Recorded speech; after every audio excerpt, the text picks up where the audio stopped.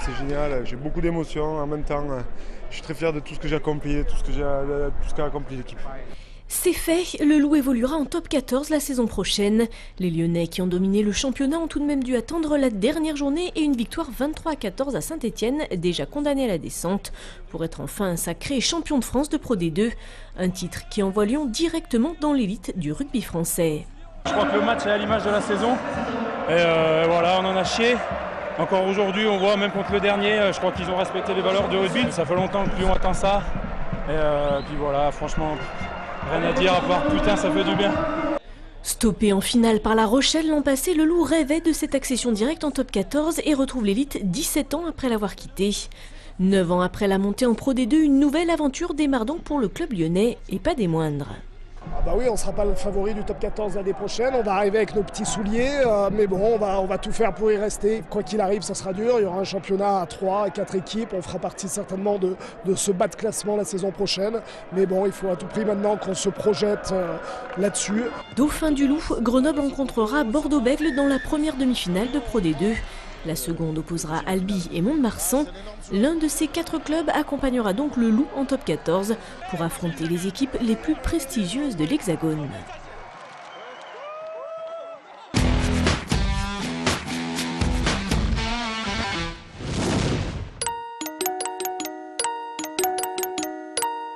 À Bourgoin, beaucoup d'émotions samedi à l'heure de tourner la page du top 14. Après près de 30 ans passés dans l'élite, le CSBJ jouera l'an prochain en Pro D2 et toute une ville est venue remercier le club pour cette dernière. À midi, le bus des joueurs a même été bloqué par les supporters. Si vous avez 5 minutes, on vous offre une collation au bar. Bourgoin est une famille et le capitaine n'a pas manqué de le rappeler dans son ultime discours. La journée a été longue avec son lot de larmes. À la 67e minute de ce CSBJ Biarritz, l'ovation réservée à Julien Frier et Olivier Milloux a même donné des frissons à tout un stade et surtout aux 2 intéressés. Ça fait chaud au cœur parce que moi ça fait 17 ans que je suis ici, lui 15. J'avais dit que je pleurais pas, mais je crois que ça a été le cas. J'ai pas tenu. J'ai vécu les émotions dans ce stade dès ma première année jusqu'à la dernière seconde. Voilà, ça restera un endroit magique pour moi. La défaite 18-22 et le point de bonus défensif décroché face à Biarritz qui se qualifie pour les barrages restera anecdotique dans cette journée particulière. La saison prochaine, la famille bergalienne sera éclatée puisque 60% de l'effectif quittera le club pour de nouveaux horizons. Le CSBJ doit maintenant reconstruire et écrire une nouvelle page en Pro D2 pour continuer à faire battre les cœurs ciel et grenat. On est encore maître de notre destin pour cette 3e place puisqu'on y est. Maintenant à nous d'y rester parce que c'est très important pour le club et pour le groupe. 3e à 7 points du leader lillois, l'OL est talonné par le PSG. Et après son non-match à Toulouse, la semaine dernière, les Lyonnais n'ont plus de joker. Un OL-OM est toujours un match particulier avec beaucoup de pression. À 5 journées de la fin, la course à la Ligue des Champions reste ouverte. Ce que je souhaite, c'est simplement qu'on puisse s'exprimer, évoluer à notre vrai niveau, se lâcher, prendre des initiatives, jouer. Voilà, c'est tout ce que je veux. Une seule victoire lors des 7 dernières confrontations à Gerland. La réception de Marseille s'annonce compliquée, d'autant que Claude Puel sera privé de Jérémy Toulalan et Ederson blessés, plus Michel Bastos et Ali Sissoko suspendus. Seule bonne nouvelle, Chris fait son retour dans le groupe.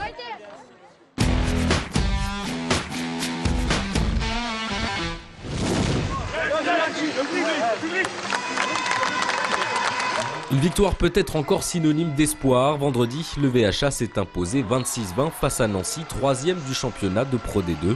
De son côté, Besançon s'est incliné à Angers. Les Villeurbanais s'accrochent donc pour éviter la relégation en N1. Ça fait du bien, on a poussé, c'était dur. Ils étaient costauds en face.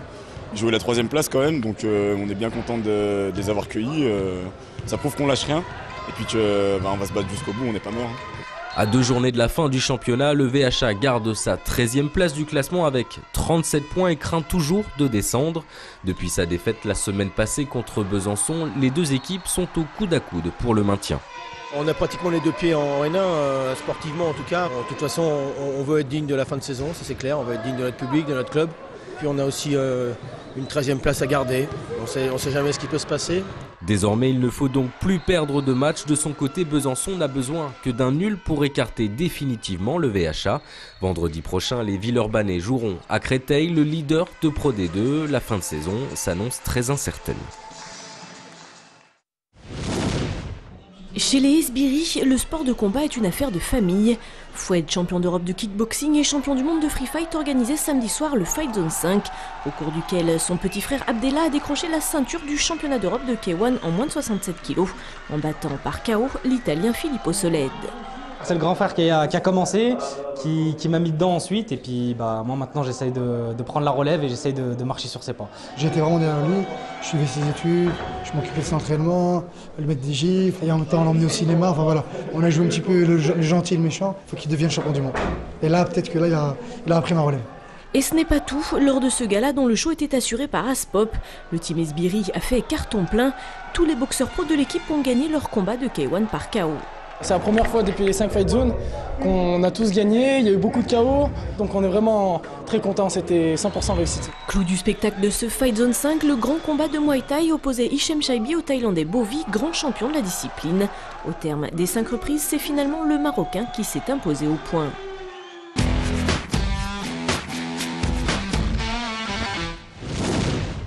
Le karaté Kyokushinkai, un sport full contact où tous les coups sont permis.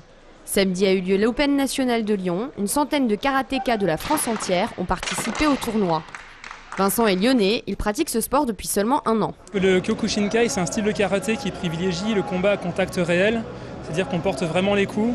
Il n'y a pas de protection, contrairement à d'autres styles de karaté où on fonctionne à la touche en compétition. C'est un style de karaté qui est très très proche du combat dit de rue ou du combat réel. Vincent est le seul karatéka du club lyonnais à être arrivé en finale. Il a fini à la 3e place du podium dans sa catégorie senior moyen.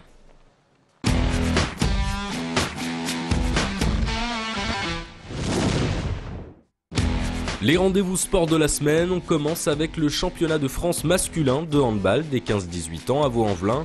Début de la compétition mardi à partir de 9h30. La finale, elle, est prévue vendredi. Mardi, l'Asvel, assuré de jouer les playoffs, reçoit Paris-Levallois pour la dernière journée de Pro A. Début du match à 20h à l'Astrobal. Et enfin, judo pour la 10e année consécutive. Lyon reçoit la Coupe d'Europe Junior qui réunit les meilleurs judokas sur le plan international. Rendez-vous samedi et dimanche à l'Astrobal de Villeurbanne. C'est la fin de cette émission. Vous avez maintenant la parole pour le temps additionnel. Bonjour maman, c'est moi Noé, je te fais des gros bisous. Je fais une grosse dédicace à Foued Esbiri, donc l'entraîneur de la team Esbiri. C'est un bon, celui qui a tout fait, celui qui a tout organisé. Petit message à ma Véro, ça fait 2 ans aujourd'hui qu'on est ensemble. Cette ceinture, je la dédie premièrement tout d'abord à mon grand frère Foued Esbiri, parce que c'est grâce à lui quand même que je suis là. Ensuite à mes parents. Coucou Maurice, bonjour Maurice, c'est juste pour te dire que là on est en direct du match. On te fait un coucou pour te dire que le match est super. Et n'oubliez pas, le sport c'est sur TLM. Ouais.